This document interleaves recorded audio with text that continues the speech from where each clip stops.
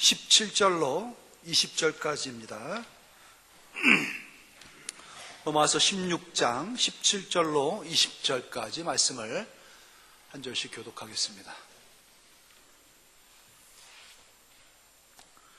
17절 말씀 제가 먼저 읽겠습니다. 형제들아, 내가 너희를 권하노니 너희가 배운 교훈을 거슬러 분쟁을 일으키거나 거치게 하는 자들을 살피고 그들에게서 떠나라.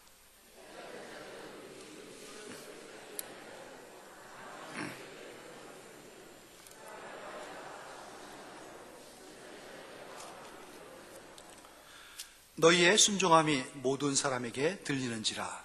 그러므로 내가 너희로 말미암아 기뻐하노니 너희가 선한데 지혜롭고 악한데 미련하기를 원하노라. 평강의 하나님께서 속히 사탄을 너희 발 아래에 상하게 하시리라.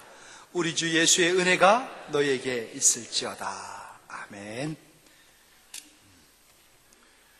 선에는 지혜롭고 악에는 미련하라. 선한 데는 지혜로워야 되고요, 악한 데에는 미련해도 됩니다. 그 말씀을 사도가 오늘 로마서 끝 부분에 우리에게 강조하며 들려주고 있습니다.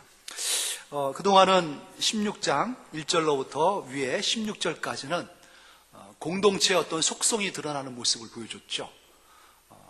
교회라는 것은 이런 것입니다 라는 그 간접적인 표현이 있는 겁니다. 섬김이 있는 것이고 나눔이 있는 것이고 참으로 목숨을 내줄 수 있는 관계로 형성되어져서 함께 갇힐 수가 있고 함께 고난을 받을 수가 있는 그러한 사람들이 있는 것이 바로 공동체다. 그래서 다 어디에서 그 일이 비롯되냐? 주 안에서 시작된다는 것이죠. 주 안에서, 주님 안에서 주님의 은혜를 받은 사람들이 그러한 관계로 맺어져서 교회가 세워지는 겁니다. 교회는 점점 변화되어집니다. 확장되어져 가면서 완성으로 향해 나갑니다. 그러기에 교회는 지금 완성됐다 볼 수는 없어요. 교회가 완성되어지는 그 순간 주님이 오십니다. 교회는 예수님의 신부입니다. 신부가 완전히 모습을 갖추고 신부로서의 그 규모를 딱 되었을 때에 신랑은 신부를 맞으러 오는 거죠. 그게 암시적으로 성경에 표시되어 있습니다. 교회는 그러게 성도의 공동체고, 성도의 공동체가 온전해진다는 것은 있는 이 공동체가 성도로서, 그 교회로서 온전한 성숙한 모습이 갖춰져야 되고, 뿐만 아니라 성도들이 이 교회이기 때문에 있어야 할 성도들이 들어와야 되는 겁니다. 충만한 수가 채워져야 되는 거예요. 그래야 완성이 있어지는 것이죠. 있는 우리들은 온전해지고 또 채워져야 할 자들을 계속해서 불러와서 채워야 되는 겁니다. 그래서 교회의 사명은 첫째가 전도고 둘째가 전도입니다. 셋째는 전도고요. 처음부터 끝까지 교회의 목적은 뭐냐? 채우는 데 있습니다. 신부로 완성되어져 가는 데 있는 것이죠.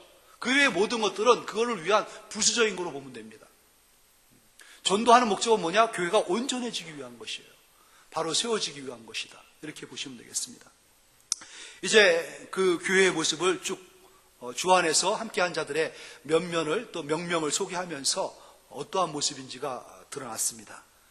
이제 교회 소개를 마치고 교인들 소개를 마치고 나서 하나의 겉면 당부를 하죠. 주의사항을 전해줍니다. 교회의 공동체 안에 겉으로는 잘 모릅니다.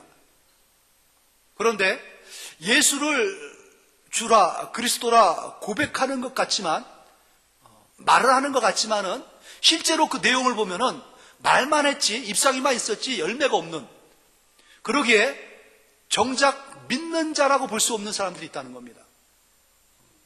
우리는 잘 식별할 수 없어요. 하지만 잘은 모르겠는데 이렇게 겉으로 난 것을 보면은 뿌리가 어디에 박혀 있는지를 볼 수 있다는 거죠.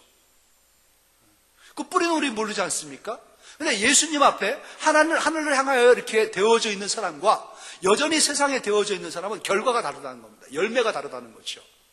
열매를 보면은 우리가 미루어 짐작은 할 수 있다라고 보는 겁니다. 예수님을 믿지도 않는데 예수를 구주로 영접하지도 않고 그 안에서 거듭남에 또 성령의 어떠한 은혜도 없고 말씀의 감격도 없고 하늘의 평강과 기쁨도 맛보는 것도 없고 그럼에도 불구하고 교회에 있는 사람이 있다는 것이에요. 그런 사람은 그냥 돌아 이렇게 사도가 말하지 않습니다. 그러한 사람들이 마치 여기가 세상의 조직이냐 세상에서 생각하고 행했던 것들을 교회에 끌고 와가지고 교회를 그렇게 만들어갑니다. 세상의 조직체로 만들어가요. 종교단체로 만들어갑니다. 그래서 일정한 지위를 차지하려고 하고 세도를 부리려고 합니다. 그런 것들을 궁극적으로 다 살펴보면 다 자기를 위한 거죠. 자기의 뭔가를 만족시키기 위한 것이 그 안에 있다는 겁니다. 오늘 그거를 살펴보는 겁니다. 그런데 주의할 게 있어요. 우리나라 속담에도 빈대 한 마리 잡으려고 초가상간을 다 태운다는 말이 있죠. 그 빈대 한 마리 그냥 놔둬가지고 좀 피 좀 먹으면 얼마나 먹겠냐, 좀 두면 좀 어떻겠냐라고 생각할 수도 있는데 그게 못 참아가지고 잡겠다고 불을 지르다가 홀랑 교회가 붕괴되는 수가 있다는 거죠. 과거 역사를 보면은 마녀 사냥이라는 게 있었습니다. 마녀 사냥. 12세기, 13세기 실제로 있었던 사건들인데요. 특별히 그 십자군 전쟁이 있고 나서입니다. 유럽이 복음화가 돼가지고 이 사람들의 마음이 뜨거워졌습니다. 그런데 복음의 진원지인 예루살렘이 이슬람 교도에 의해 가지고 유대교회에 가지고 장악이 돼가지고 사탄한테 빼앗겼다는 생각을 갖게 된 거죠. 그래서 저기를 예루살렘을 우리가 탈환해야 된다. 유럽에 있는 사람들이 그렇게 힘을 모은 겁니다. 군사를 동원해가지고 전쟁을 한 거예요. 예루살렘을 향해서. 그 길이 지금이야 비행기나 배 타고 가면 금방이지만은 과거에는 걸어서 그 수천 리 길을 이 군인들이 간 겁니다. 그런데 진짜 목적은 따로 있었죠. 성스러운 하나님의 명예를 회복하겠다는 게 아니라 자기들의 이 정권을 주겠다는 그 집권자들의 욕망이 거기에 들어가는 겁니다. 그래서 그들은 아주 비참한 전쟁을 일으켰어요. 십자군 1차, 2차, 3차, 4차에 이르기까지.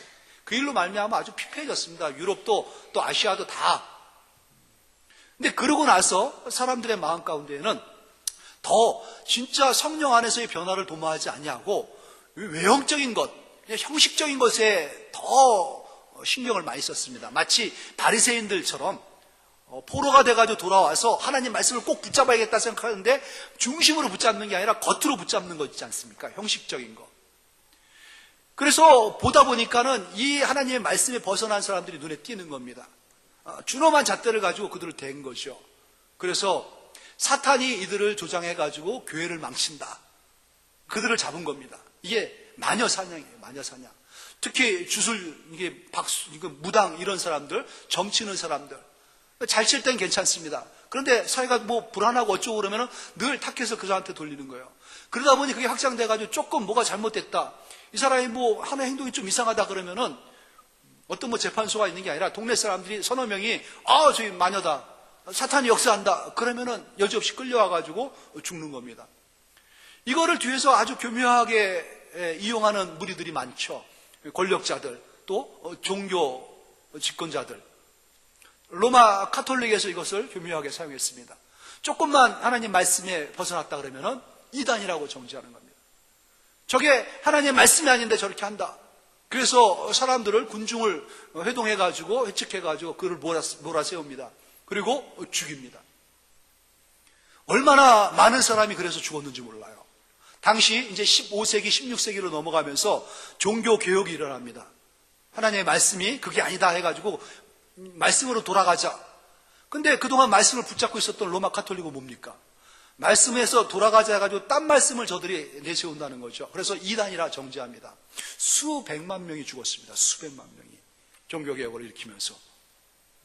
그때 그들은 항상 이 로마 카톨릭이 또는 성주들이 붙잡고 있었던 기준은 뭐냐 하면 말씀이었습니다. 이 말씀에서 벗어났다는 거예요. 잘못된 말씀을 전한다. 근데 그들이 나중에 가서는 말씀에 대한 정확한 해석이 없으니까 이 사람이 마녀인지 사탄의 사주를 받았는지 안 받았는지는 어떻게 아느냐. 각종 테스트법이 있습니다. 그 중에 하나가 물을 이용하는 방법인데 물에 뛰어보면 안다는 거죠. 물은 정결과 성결의 그 기준이거든요. 그래서 사탄이 이 안에 들어가서 역사하면은 물이 내친다는 겁니다. 물이 내쳐가지고 물속에 빠질 수가 없는 거예요. 거부하는 겁니다. 이 정결한 물이. 그래서 의심받는 사람이 있으면 끌고 배에다 태워가지고 강 가운데 가가지고 던집니다. 그래서 이 던져진 여자가 올라와가지고 허무적거리고 나왔다 그러면 사탄이 그 안에 있는 거예요. 이 물이 거부하는 겁니다. 그래서 끄집어내가지고 죽입니다. 그러면 사탄이 역사하지 않으면 어떻게 되는 거예요? 물속으로 조용히 가라앉아가지고 죽어야 되는 거예요. 이래도 죽고 저래도 죽는 겁니다. 그 목적은 뭐예요? 죽이겠다는 거예요. 눈에 거슬리고 뜻에 어긋난 사람은 그냥 죽이겠다는 겁니다. 마귀 사냥이 아주 대단했습니다.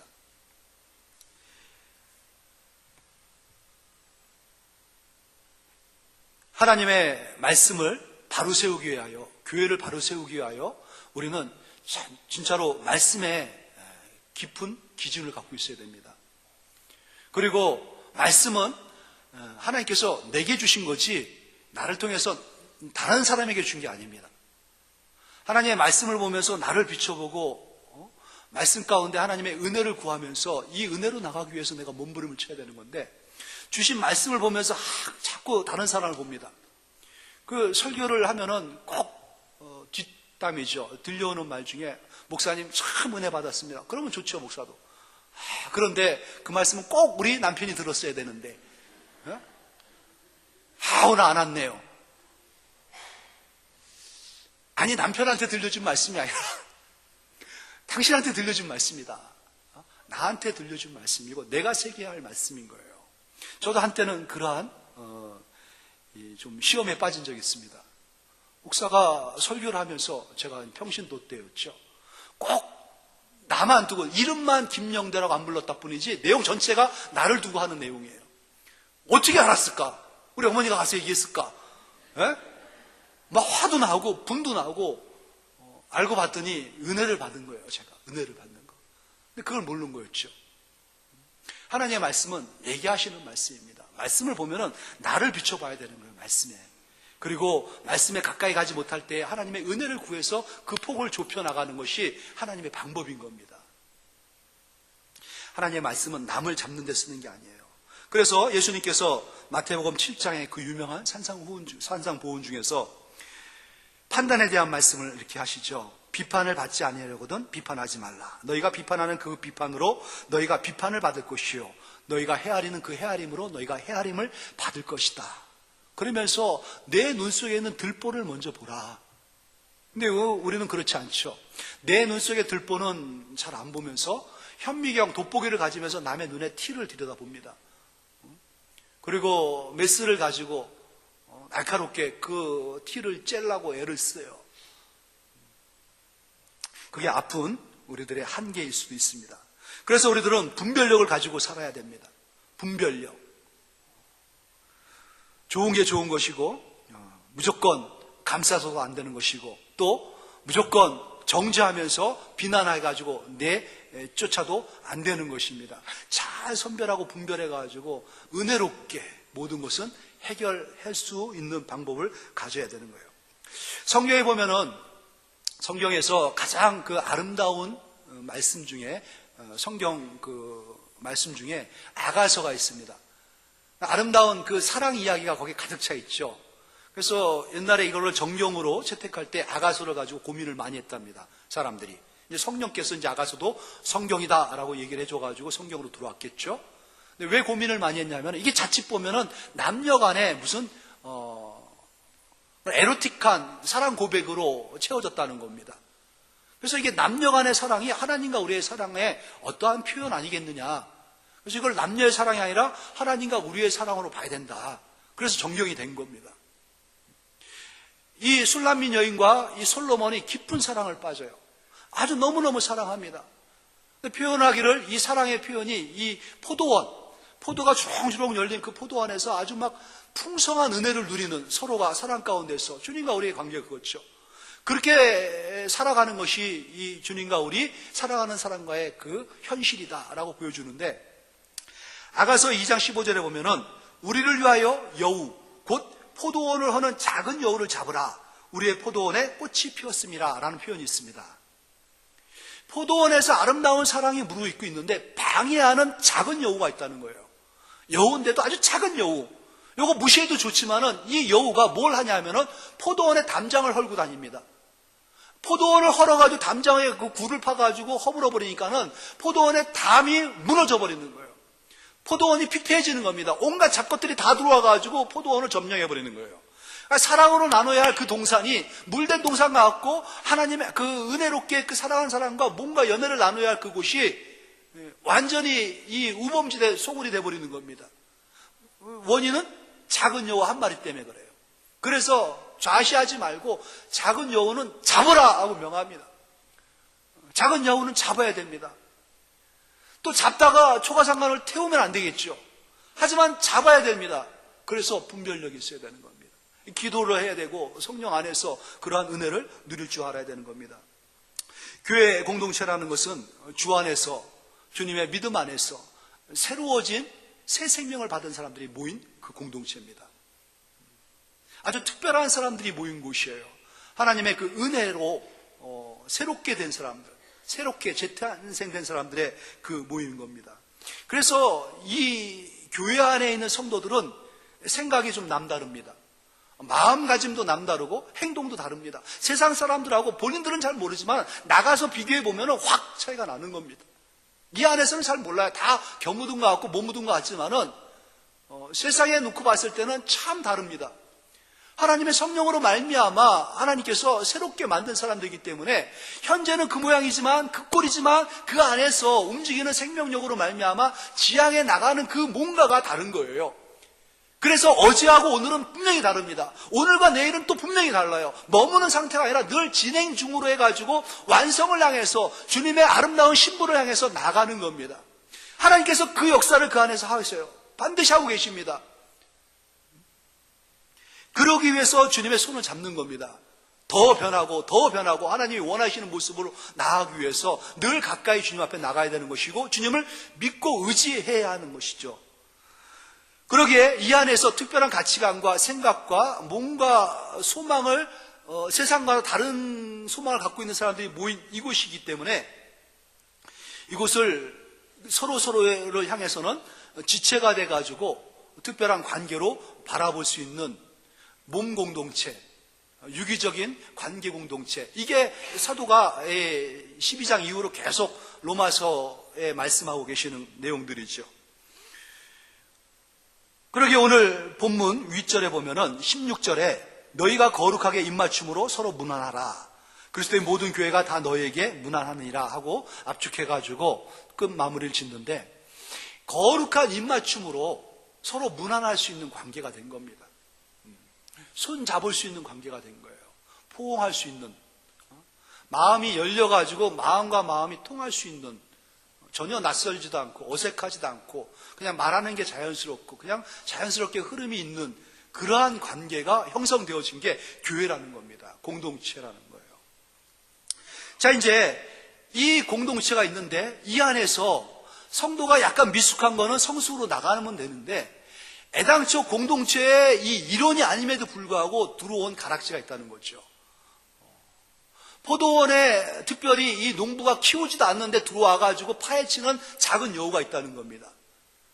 들어와서 담장을 헐고 포도에 있는 열매들을 다 헐어버리면서 짓밟고 다니는 그 작은 포도는 두지 말라, 잡으라, 이렇게 말씀하고 계시는 거죠. 그러한 사람들이 어떤 사람입니까? 지금 공동체를 쭉 얘기하면서 주의사항으로 말하는 게 오늘 본문이라 말씀했어요. 17절에 보니까 형제들아 내가 너희를 권하노니 너희가 배운 교훈을 거슬러 분쟁을 일으키거나 거치게 하는 자들을 살피고 그들에게서 떠나라. 이러한 자들이 있다는 겁니다. 어떠한 자라고요? 배운 교훈을 거슬려서 분쟁을 일으키거나, 그러니까 배운 교훈을 거슬러 분쟁을 일으키는 자 한 파트가 있고, 그리고 또 교훈을 거슬러 거치게 하는 자들. 이 언어로 보면은 이 교훈을 거슬르다는 게 양쪽으로 걸고 있습니다. 분쟁을 일으키는 거, 거치게 하는 거. 이러한 자들을 작은 여우라고 볼 수 있습니다. 우리가 배운 교훈을 거슬러 분쟁을 일으킨 자. 교훈이라는 것은 디다케죠. 설교입니다. 하나님의 말씀이고 교리입니다. 주님의 계명이죠. 제가 오전에도 말씀드렸지만 주님께서 우리에게 하신 말씀, 모든 성경의 최종 압축은 뭐냐면 사랑이라는 거예요. 사랑이라는 거. 이게 교리로 들리면 어렵습니다. 교리로 우리 안에 새겨가지고 행동하려면 이것도 율법이 돼버려요. 그런데 은혜로 주님의 사랑, 생명이 내 안에 있고 내가 사랑을 받았기에 그냥 숨쉬듯이 하는 사랑, 이게 드러나지는 게 마땅한 거고 당연한 거라는 거죠. 이게 주님이 우리에게 주신 말씀이에요. 교훈이고 교리고 디다케입니다. 그런데 이거를 거스르고 분쟁을 일으키는 자도 있습니다. 다른 교리를 전하면서 감언이설을 하는 사람들, 그건 그게 아니야.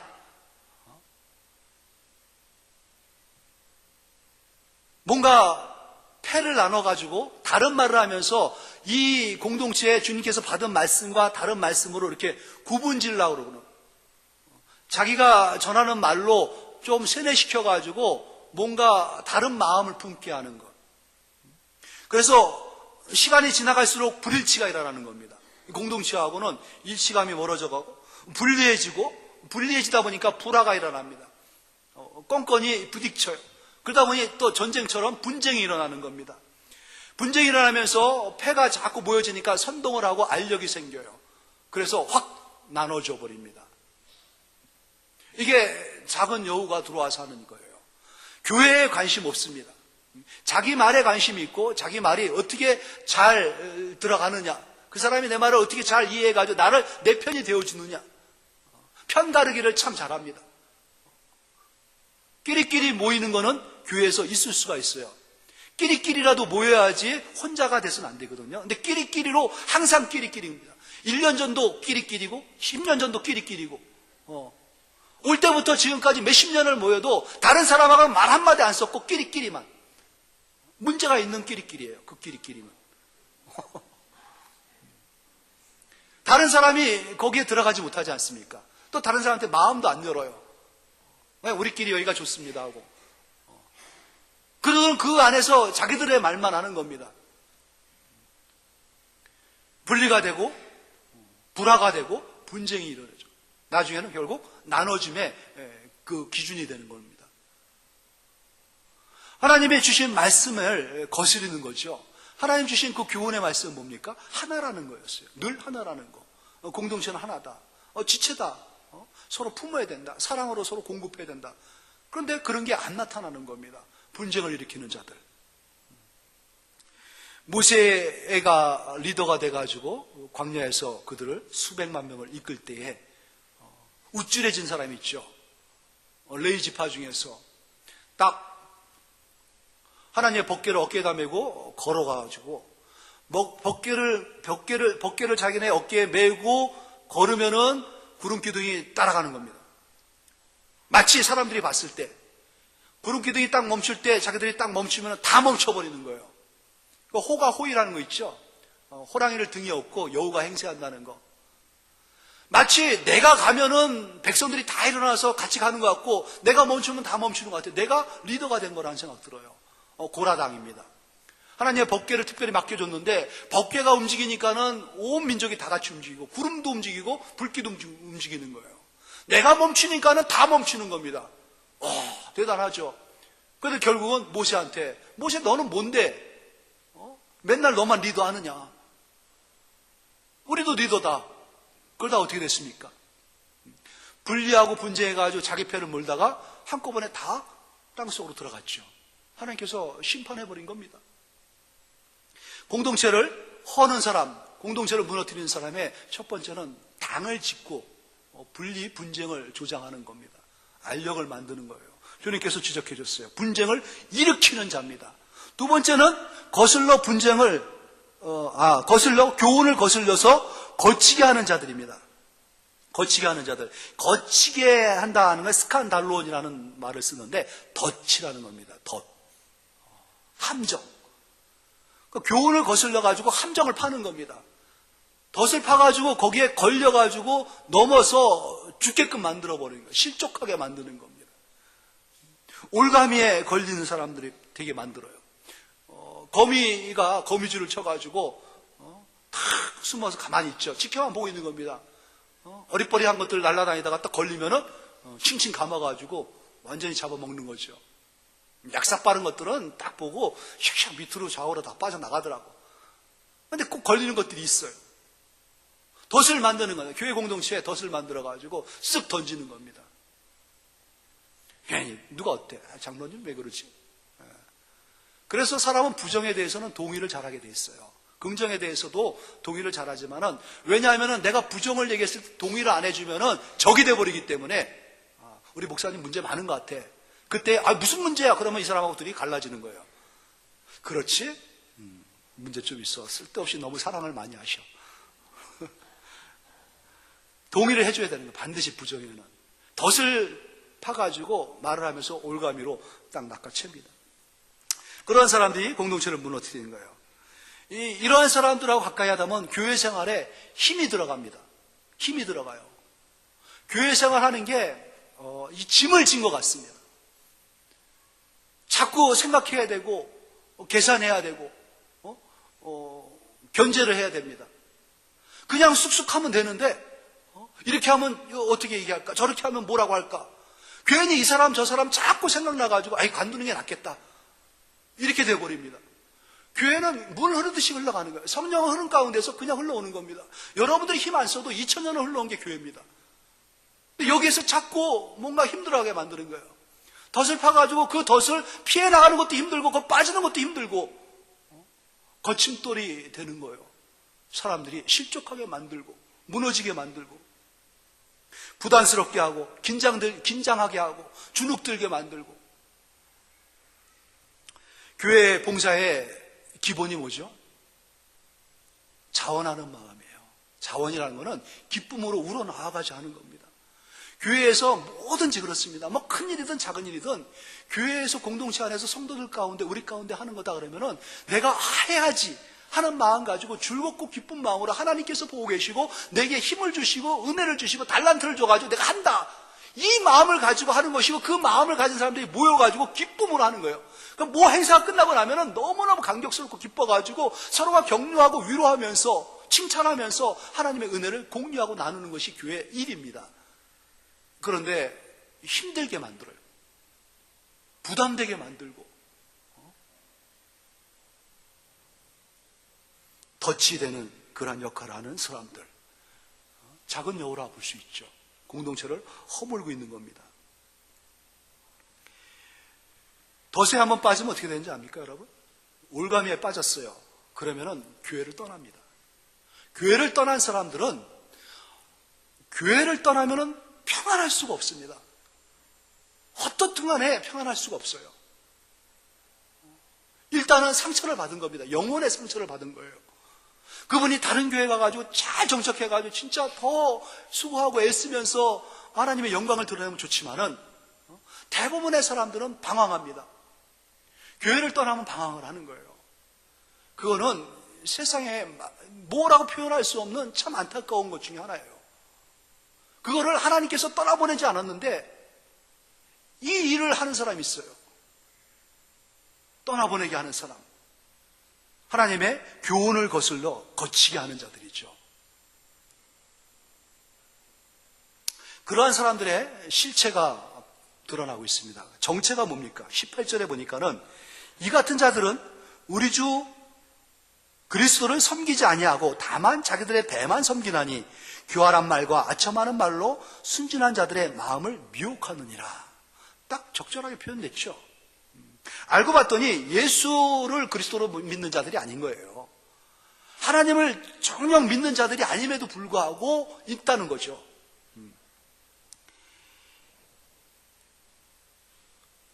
교회는 고백자들의 모임입니다. 고백자들. 예수를 나의 구주로 고백한 사람들.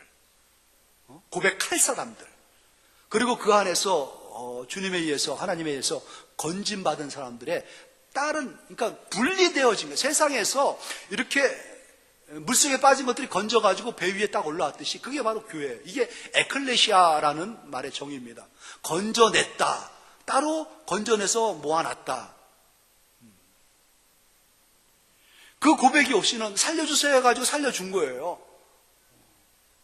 근데 이 안에 있을 수는 있는 겁니다. 시공간을 같이 할 수는 있어요. 근데 마음에 주님에 대한 신앙의 고백이 없이, 그 은혜의 공급이 없이 생명이 들어오지 않았는데도 이 안에 있을 수가 있다는 겁니다. 사도가 얘기하기를 그들은 그리스도를 섬기는 자들이 아니다. 있긴 있지만, 너희들 가운데 있긴 있지만은 하나님을 믿는 사람들이 아니다 라는 거죠. 그럼 그들이 믿는 건 뭐냐? 자기를 믿는 사람들입니다. 자기를 믿고 자기의 배만 섬기는 사람들. 겉으로는 잘 구별할 수 없습니다. 요즘 가을철 산행할 때에 많은 사람들이 죽습니다. 뭐로 죽는지 압니까? 가을철 이 울긋불긋한 단풍을 보면서 감격해가지고 실족해가지고 죽는다, 그게 아니라 독버섯을 따먹어 죽어요. 독버섯을. 특히 시골 분들이, 알만한 사람들이 그렇습니다. 왜냐하면 너무나 흡사하기 때문에 그래요. 확 두드러지게 다르면은 뭐 뾰족뾰족 나왔다든지 가시가 돋쳤든지 그러면 아예 독버섯이 날 텐데, 마치 버섯인 양, 괭이, 송이버섯 이런 것들.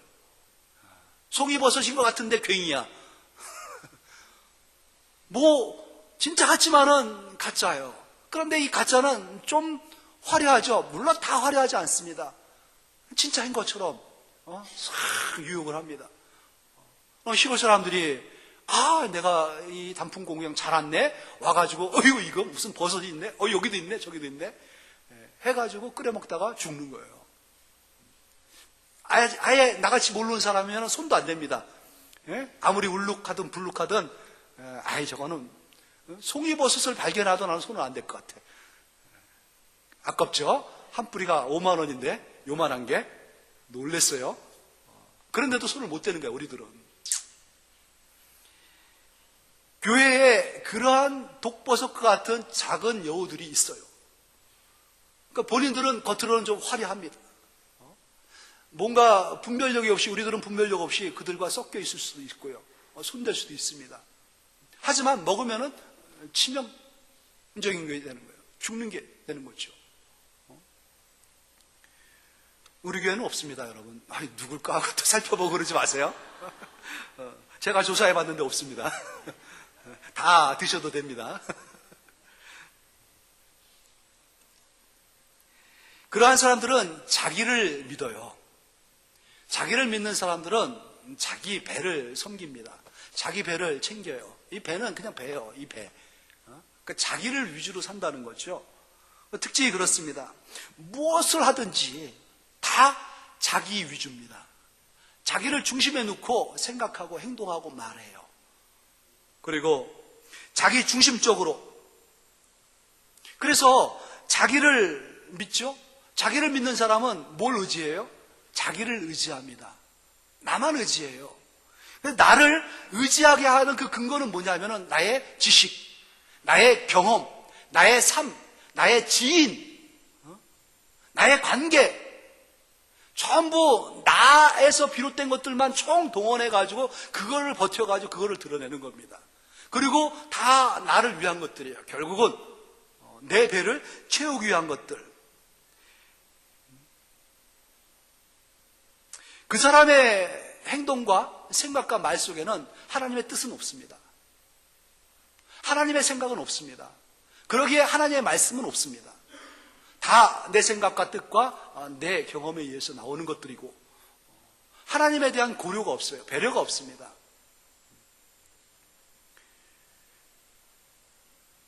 그러한 사람들은 교회가 공동체로 온전히 세워진다는 것에 대해서도 관심이 없습니다. 무너지든 세워지든, 물론 무너지면은 뭔가 쾌감을 느낄 수도 있겠죠. 내가 힘써가지고 내가 한번 했더니만은 워르르 무너졌더라. 파탄이 났더라. 대단히 존재가 되는 거라고 생각할 수도 있어요. 하지만 궁극적으로는 다 자기 배를 위하는 겁니다. 자기 배를 위하는 거예요. 나를 챙기는 거고, 나를 높이는 거고, 나를 세우는 겁니다. 그의 인생도 어려움이 있습니다. 곤란함이 있겠죠. 교회에서 뭐 하려는데 동조가 안 된다든지, 사람들이 신앙과 기도 안에서 영성이 뜨거우니까는 쉽게 그들한테 침투해 들어가지 못하는 거예요.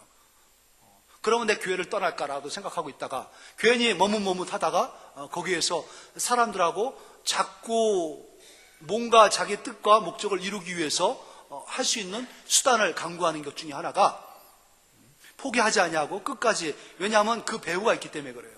끝까지 시도하는 것 중에 하나가 뭐냐면은 교활한 말을 합니다. 교활한 말, 그리고 아첨하는 말, 그리고 미혹하는 말, 이거를 잘 씁니다. 교활하든 아첨이든 미혹이든 전부 배우에는 거짓이 들어가 있어요. 거짓된 말을 통해 가지고 거짓된 뭔가를 사실을 드러내 가지고, 사실도 아닌 거짓된 왜곡된 것들을 드러내 가지고 자꾸 사람들을 끌어들이는 겁니다.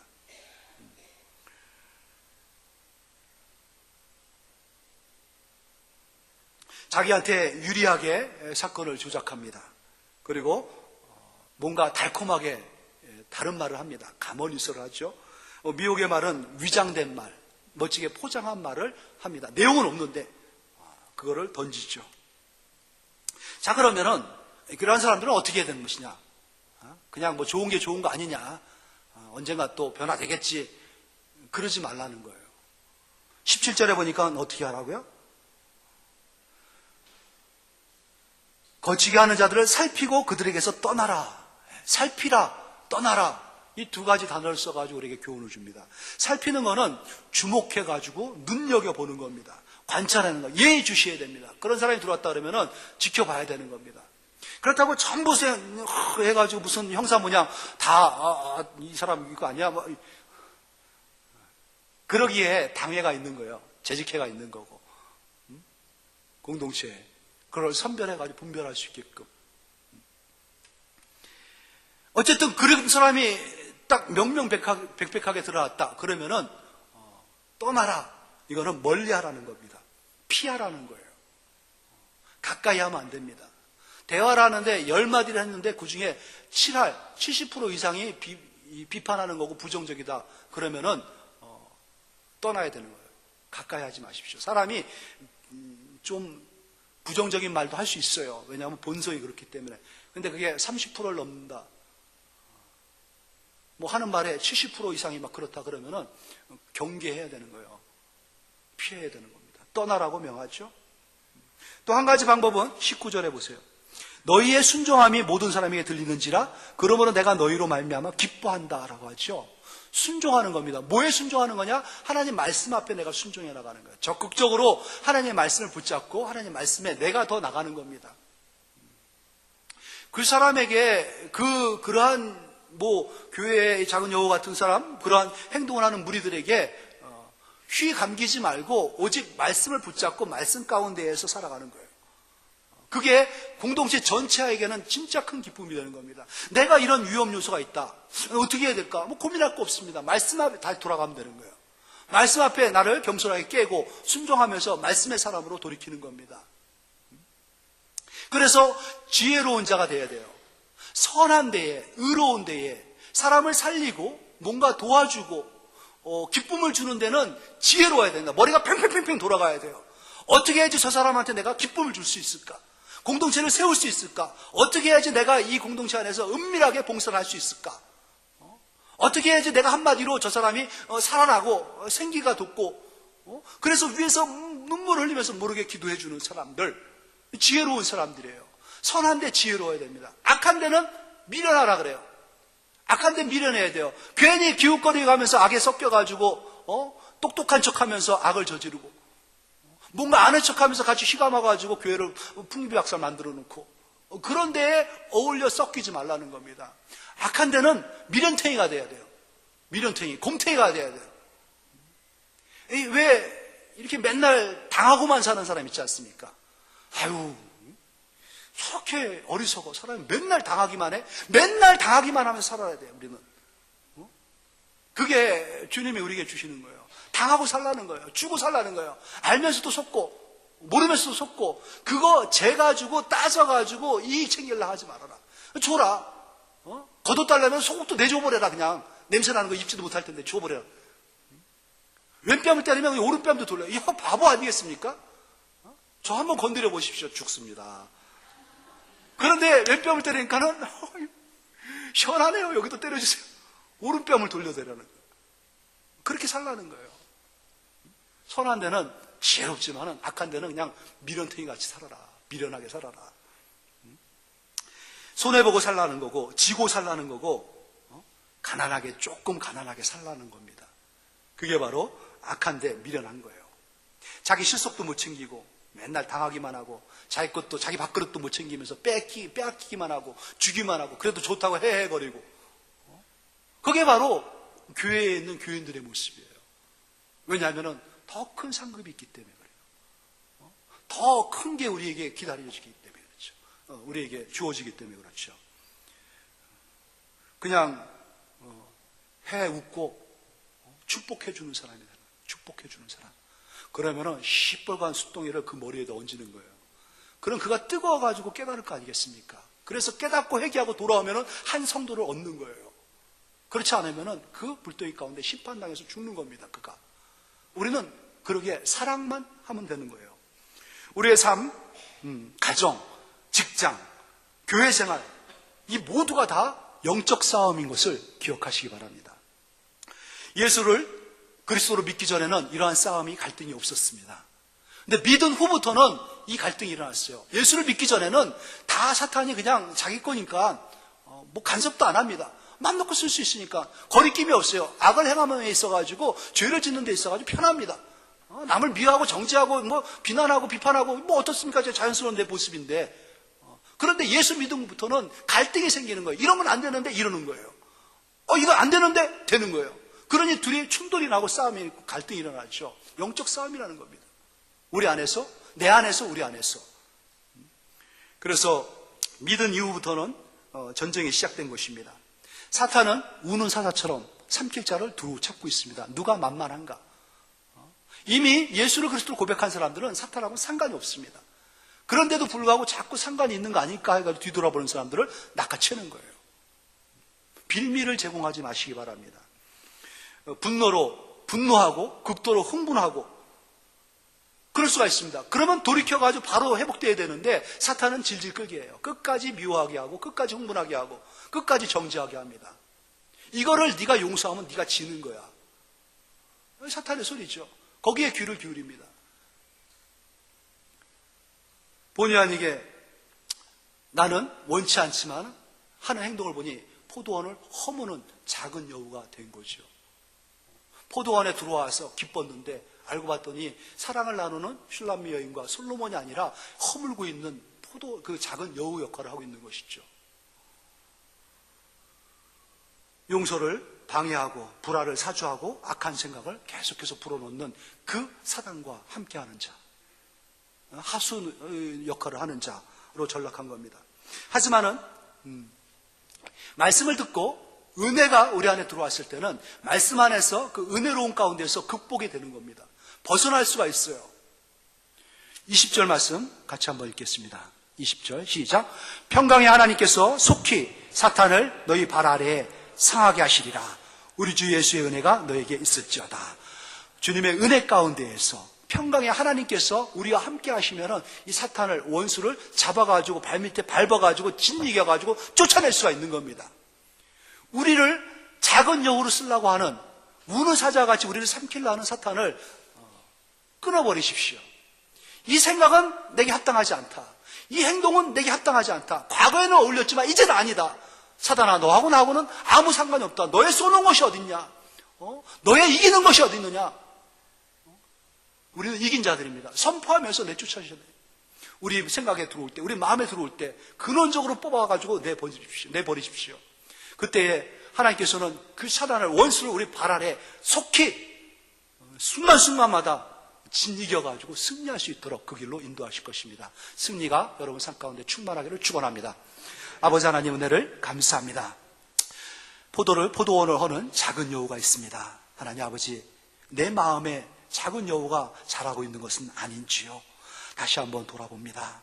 주님, 준적으로 말씀하신 것처럼 사랑의 변화의 모습이 있는지, 승리자의 그 기쁨의 충만함이 있는지, 우리 삶 가운데 범사에 주님을 의지하고 믿고 따라가면서 누리는 하늘의 맛이 있는지 돌이켜봅니다. 그 은혜를 더하여 주시옵소서. 성령께서 친히 주의 주신 말씀을 통하여 역사하여 주시옵소서. 주님만 믿고 의지하고 따르겠습니다. 우리 가운데 함께하여 주시고 모든 일에 주님이 함께하심에 승리로 영광 돌릴 수 있도록 역사하여 주시옵소서. 감사하며 우리 주 예수님 이름으로 기도합니다. 아멘. 마치고 축도하기 전에 죄송하지만은 우리 누구시죠? 김이나 집사님이었나? 네, 김이나 집사님 오셨나요? 네.